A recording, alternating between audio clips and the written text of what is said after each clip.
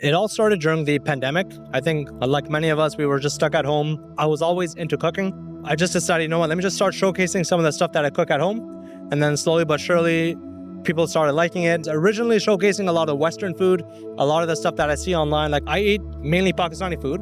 I don't really see that online. So let me showcase some of that because I don't really see myself online in that aspect. When did that even come about? Like when did food become an option for you? I was always with food somehow, right? Right. I think it just came naturally over the years when I was growing up.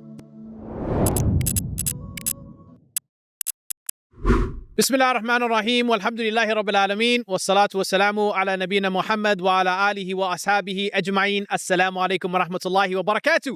Welcome back to another episode of the Muslimi Experience Drive-Thru Edition, live here at the RIS convention. I'm joined by an amazing brother Bilal, also known online as Golden Gully. Assalamu alaikum. Wa alaikum assalam wa rahmatullahi How are you, wa brother? barakatuh. Alhamdulillah, how are you? We should talk about that, the Golden Gully. I know you actually explained it to me previously, but where does that name actually come from? That used to be my Xbox name back in the day. It has absolutely no meaning. So people are like trying to dissect it and analyze. Is it because of the golden, the Islamic history and the golden ages and then the gully of the... Nothing deep? Absolutely nothing. Oh my God. It's just Xbox name, really? Yeah. Wow. All right. Well, we'll put those questions to rest. Alhamdulillah. Talk to me about your journey. And people might know you online as a food blogger. Also, you have your own cookbook. You've done a lot of really dope stuff with food. Obviously, promoting halal food culture online. Can you tell me a little bit about how you even got started in that world? It all started during the pandemic. I think, like many of us, we were just stuck at home. Not a lot of commuting. And I think I just felt like I had a lot of free time, a lot of free energy, like something to do in terms of my creative side. I just need to expel something creatively. So I decided to showcase a lot of the stuff that I cook at home because ever since high school, ever since I was little, I was always into cooking. Okay. Home cooking. I used to watch the Food Network and all that stuff. So I just decided, you know what, let me just start showcasing some of the stuff that I cook at home. And then slowly but surely, people started liking it. And then I thought, you know what, let me also start showcasing some of the stuff that I eat on a daily basis because I was originally showcasing a lot of Western food, a lot of the stuff that I see online, like from Chef Gordon Ramsay and all that stuff. But then soon I also realized, you know what, I eat mainly Pakistani food. I don't really see that online. So let me showcase some of that because I don't really see myself online in that aspect. Like I don't see a lot of Pakistani creators. Right. So I thought, you know what, let me ask my mom, let me see how you guys make all these dishes because I know... But you didn't cook before? You didn't know how to make some of those dishes? Or I didn't make a lot of Pakistani food. It was mainly Western style food. But this was my first proper experience with trying to learn how to cook Pakistani cuisine. So then I asked my mom, I sat her down and then we went over all of her recipes. And then I soon realized that she didn't really use any measurements. So it was hard to almost... Yeah. It was hard to almost kind of dissect it because she would give me the recipe, for example, roti, which is flour, salt, water. But then I would ask her, how much? She just feels it out. She's like, eh. Yeah. So I'm like, I can't write that down, right? So then I have to I would have to stand there and watch with her, right? So then that became a nice experience. And it was almost like a nice bonding experience with my mom. And then I saw how much work it actually goes to feed for your family. I'm like, you're doing this for hours. Because at the end of the day, what do? We just say, oh, the food's ready. Okay, let's eat. Yeah, Boom. yeah. Or and why isn't it ready? Hurry up. Yeah. We just complain even worse. So then because of this, I was actually able to see all the hard work that my mother goes through to actually feed us. So alhamdulillah, it was a great experience. MashaAllah. So before the pandemic, you were into food. Did you never in high school, they have cooking classes and stuff like that? You ever do that? Yeah, I think, wow, what grade was that? I was like home ec? What yeah. Grade, I did it in middle school in grade 8, grade 7. Same. Yeah. So we had... I think half the semester was something to do with cooking. Yes. Civics, and then the other half was home ec or home ec. I think we were sewing or we learned sewing and we also learned food woodworking and then food. Yeah. So I did that in high school, but I don't really remember it as much. It didn't stick out. No, it didn't. So what was the moment where you were like, oh, food is my thing? Like I actually am very passionate about learning about even the way food is made, because you said that during the pandemic, obviously you wanted to express yourself. Yeah. But when did that even come about? Like when did food become an option for you? I don't know, because I grew up honestly watching the Food Network. Like a lot of the times, if there was nothing on TV, then I would just leave it on the Food Network. Right. So I was always with food somehow, right? Right. And then whenever I was bored, I would just make something. So I think it just came naturally over the years when I was growing up. Yeah. So what would you say are your go-to dishes? My go-to dishes? Like that you either make or that... Ooh. Let's go both. So it's hard. What's the go-to dish? If someone said, I want your best dish, what is your go-to best dish? Ooh. I don't know. I think I would have to go with something that I really enjoy, which is lamb. So I would say my rack of lamb. I love me like it would be a nice spice crusted rack of lamb with a side of raita. So it's like a Oh my yogurt God, sauce. brother, you're making me hungry right There you now, go, man. dog. I didn't even eat lunch No, yet. man, I got you next time. Man. Yeah, Let's there do you it, go. man. There you go. I'll see if I can bring some next time. So that's your favorite to cook. What about to eat? What's your favorite food? Something to do with lamb as well. So like my mom makes a really good lamb pulao. So that's basically like a spiced lamb dish. So the rice is cooked in the lamb stock, and then you also use the same lamb. I love it. Wow. It's like homey, pure comfort food right there. MashaAllah. Yeah. So talk to me about the pandemic. I know a lot of people picked up funny habits. I actually got really deep into perfumery. Like Oh, you mean like randomly. scents? Like just learning about perfumes and like What? I'm just telling you. I've never heard of that. Pandemic did something, I think, to everyone. Everyone Yeah. picked up either a new skill or you lost weight or you gained weight No, or you... because I heard a lot of people were into cooking and farming, but I never heard anything about I know. perfumery. Random. Yeah, it is super random. You're right. But like what? Oh, so like what got you into that? Like what were you doing? I already had a love of perfumery, but I Okay. think when I had a lot of spare time, I Yeah. wanted to understand why I like the perfumes that I like. Okay. So I started trying to break down the notes, and then I started researching and learning, oh, this perfume. I never even knew what notes were. I didn't know like what perfumes smelled like what. I didn't understand. So I took that time during the pandemic to like dissect it from a scientific perspective. So you're going like into the ingredients as well? Yes, yeah? into the ingredients and notes of perfumery. Yeah, that's what I mean. Got Like you. I went like nerdy deep Yeah. dive, right? But it seemed like during the pandemic for you, part of that was like content creation and food. Mhm. So what were you learning to do? Were you learning to make food, or were you learning to also create content at the same time? Because those are two different skill sets. It was both. Yeah. So I was basically learning how to cook my traditional Pakistani dishes. But then, like, for example, also how am I supposed to hold this camera with the right angle and then editing afterwards. So it was a big learning curve, but I didn't think of it as like something that I needed to do. It was just something that I was bored and I was just having fun with it, you know? Yeah. So you weren't like overthinking it. It was Not at all. No. yeah. What were your first? What was the first moment online when you were like, oh, I think I'm making some noise here. I think people are actually tuning in. Like, was it video one, or when did you start seeing some traction? I think maybe when some of the videos started to hit, I would say in like the hundreds of thousands, then I thought, wow, that's a lot of people.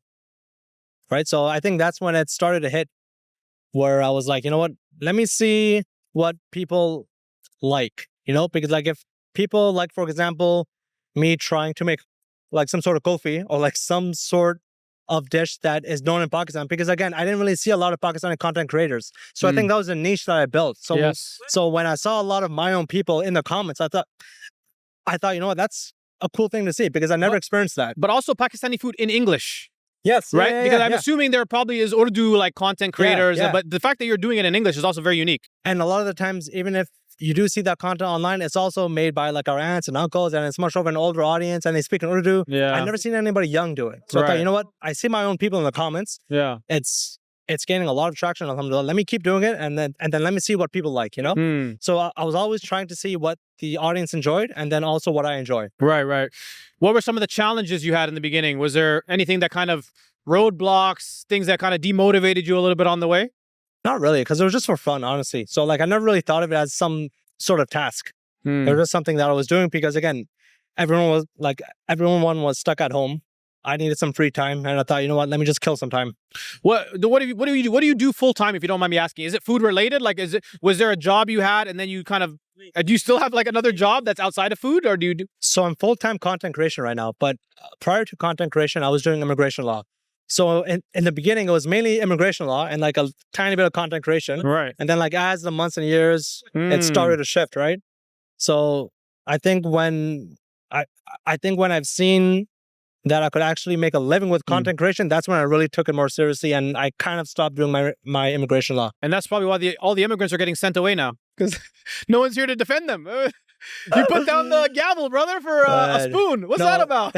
No, so like I would help out whoever I know every now and then. Like if I know them or if like the family friends, Yeah, then no, I'm just playing. I would do a few different clients every now and then, but it's like mainly content creation right now. Right. Yeah. So, I mean, that's cool, because I think a lot of people dream of one day, you know, they have a PM job and an AM job, right? The AM job pays the bills. And at one point, they hope to transition to their PM job, their real passion. Yeah.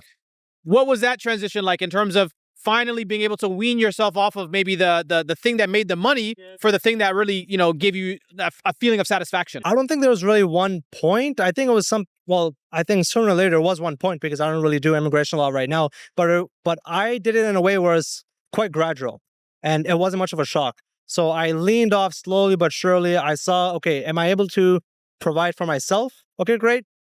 And then I would look in a few months. I'm like, okay, now I'm able to provide for myself and my family. Right. Okay, great. So then I would lean off even a bit more on immigration, and then I would do even more content creation, right? So it was almost like a nice balancing act where I didn't just completely let go of it all at once. So it was something gradual, so I can at least still sustain myself. Can I pitch an idea to you? Yeah. Immigration food law. Immigration food law. Immigration food. Forget the law. Immigration food. What does that mean? What do you mean? The food of immigrants. Maybe just exploring as a series, especially we're in Canada. Yeah. The food of different immigrants. Yeah, it's Pakistani cuisine. That's what I was doing. Never mind. I guess. I guess you beat me to it.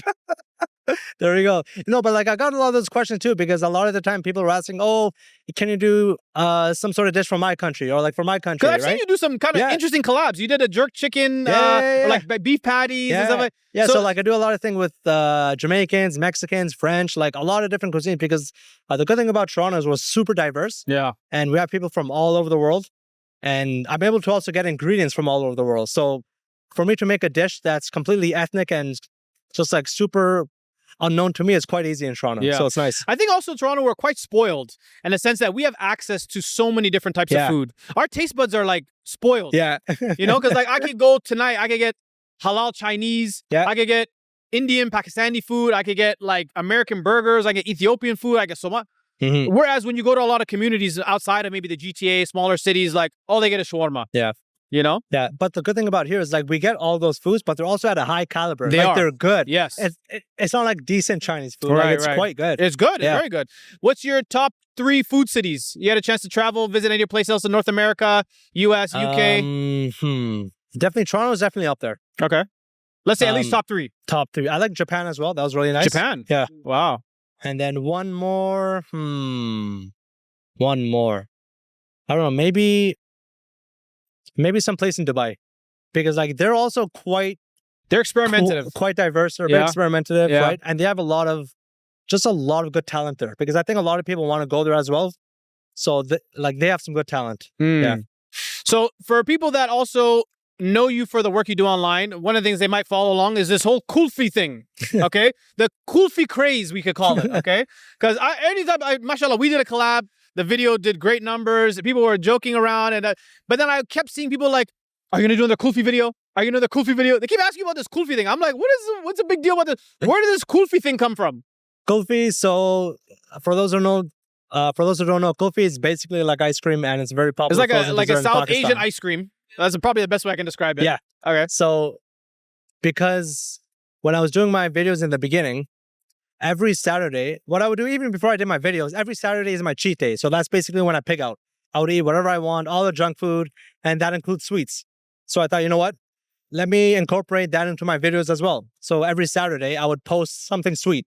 And then one day I did a kulfi. I did a pistachio kulfi. And like we have a lot of different flavors. Yeah. And then pistachio is my favorite too, actually. Pistachio is very good. I love it. Yeah. So then I saw in the comments, people were saying, "Oh, make a mango kulfi. Oh, make this kulfi, make that kulfi." So I thought, okay, I'll do it next Saturday. And then I kept doing that. Every Saturday I made a new kulfi. And then I just kept listening to the comments. How many Saturdays in a row? We made 100 kulfis. What? Yeah. 100 weekends in a row you made kulfis. Yeah. You are insane, my friend. It was insane. Yeah. So like not all of them were good, of course, because but that's a commitment. Yeah, like there's some crazy ingredients out there. Yeah. But, I made a good tier list. I got like my favorites, and then I got some that weren't so good. Like what was the worst? Okay, so like one of the worst, and like you might like this. I don't know if you are. Okay. But I don't like the combination of mint and chocolate. So I made a mint chocolate kulfi. It's hit or miss. Some people they like it. I'm not a big fan of it myself. I can trust you, man. You're good. No. It's weird if you think about it. Yeah, it's true. Yeah. I always compare it to toothpaste. Yeah. It's a weird combo. It is odd. Yeah, it is odd. Yeah. So you made a mint one? That probably didn't and chocolate? Yes, I made a mint chocolate. Mint and chocolate. I wasn't. What do they call that? Those little peppermint like the little, those there was some sweets that they have. They're like peppermint patties where it kind of has like a the red and white ones? No, it's like chocolate. Anyways, it's a form of it. But so okay, that one wasn't good. What other ones also didn't make the cut? Did you ever try the fruit durian? From Malaysia. Yeah, did you smell it? The one that stinks up the whole floor of wherever you are. Yeah, I have. Yeah, so my kitchen was smelling for a good day after that. It's wow. Wow, you made a durian kulfi. Because I've heard there's a durian ice cream, and a lot of people who like durian, they also like durian ice cream. So I thought, you know what? Let me try it in a kulfi. Okay. That was not good. Didn't work out. I don't like it. Okay. But if you like durian, then you might like it. Okay. What was another one that kind of didn't make the tier? The Didn't one that make was like the tier. Yeah, that you just not for your taste buds. I was it pomegranate. It was a bit too acidity. Pomegranate's actually really nice. No, it's good by itself. But Yeah. then when you add it to milk, Oh yeah, it was a weird good. combo. Yeah, it was a weird combo. What was your best one? The one that you still think to this day is like you're even surprised it came out this good. Surprised? I don't know about surprised, but I do have like some good top favorites. One of them is definitely spicy mango. So like we have a traditional flavor of mango kulfi, but I wanted to give it a little bit of a twist. So I made it a bit spicy. So I had a habanero pepper. I used Mexican seasoning called tajin. Yes. So it was a nice, sweet, spicy, salty mix. It was good. Wow. Is that so? Now you've made these kulfis. I've heard word on the street is you about to launch your own kind of kulfi brand. Is that true? Inshallah, yeah. So I made a teaser out maybe I think a couple of months ago. Inshallah, I'm going to be making more videos about that because I plan to have it in supermarkets in April 2025. So just after Ramadan. Wow. Yeah. What is the name of it? A gully kulfi. It makes sense, right? Yeah, it does. Very much on brand. MashaAllah. So, and because that I think is, I'm actually proud to see that you as a content creator have almost graduated into real life. Because a lot of times, it's not an insult. A lot of times content creators, their work stays online. I get that, yeah. Right? Yeah. And there's no real call to action. Yeah. There's no product. There's nothing they're selling. Yeah. So the fact that you've taken your passion and you've turned it into not just something financially lucrative, but also now you have an actual product. Yeah. Right? Like that's dope. Yeah. It's at the same time, like a lot of people, like they might not want to do something like that as well. Maybe they just want to be online and like that's cool too. For me, I wasn't ever planning on selling my kulfis as well. Again, like this was just my cheat day. Yeah. You know? And I enjoy kulfi. But I've seen in the comments, a lot of people were saying, how can I try this? How can I try this? And then I always said, you can make it. Like, here's the recipe. Go make it, right? Right. But a lot of people don't want to make ain't nobody gonna make nothing, bro. it. So I'm like, okay, let me give you guys a kulfi, right? So then I made it a mission to say, okay, you know what? I'm going to stop at 100 flavors because I'm getting a bit out of hand here. And just let me focus on actually bringing it to the market. So for those who actually want to taste it, they can finally taste it. Right, right. Any other products you hope to, food products that you hope to, bring to life that you would? I'd love to see a whole, Golden Gully restaurant line. Maybe the next Gordon Ramsay, the Golden Gully line of restaurants all around the world. So inshallah, I can't say anything too much yet. Okay. But inshallah, something next year. I don't want to say anything too much, but inshallah next year. Muslimi Experience exclusive. Hey, there we go. I'm going to send us all the tabloids. As soon as I confirm, I'll let you know. Inshallah, Yeah, inshallah. Inshallah. So something is in the works, inshallah. Yep. Hopefully we'll see that soon. Yes. How can people follow you, find out more about your work? How can people stay in touch? Even your cookbook, how can they purchase that? Yeah, just online. So if you look me up on social media, TikTok, YouTube, Instagram, everything's in my description. Golden Gully. You'll find me there. Okay. Brother, Jazakallah khair for your time. Welcome. I told you this is a drive-through episode. I don't want to take too much of your time. All good. But alhamdulillah, thank you so much. I ask Allah subhanahu wa ta'ala to continue to bless you. Ameen. Allah put tawfiq in all of your endeavors. And you, Ameen. Allah allow you to touch more hearts and more inspiration through your work. And you're doing your piece of da'wah. And it may not seem like that to people. Maybe they just think it's food, but it's a da'wah because you're also encouraging people to eat halal. You're reminding them of the ingredients. Our video was amazing. Yeah, man, that was good, right? Ingredients yeah, from the man, we're going to do Quran. part 2. Yeah, I'm ready, let's brother. do it. Everyone All right, loves my freestyling. Yeah, man, you got to do some here, man. Are you going to do any freestyling here or no? Nah, I only freestyle on Golden Gully's channel. My channel's not worthy of it. Jazakallah khair, brother. Thank you very much for joining us. And thank you for watching. Stay tuned for another episode of the Muslimi Experience coming soon. Take care. Assalamu alaikum wa rahmatullahi wa barakatuh.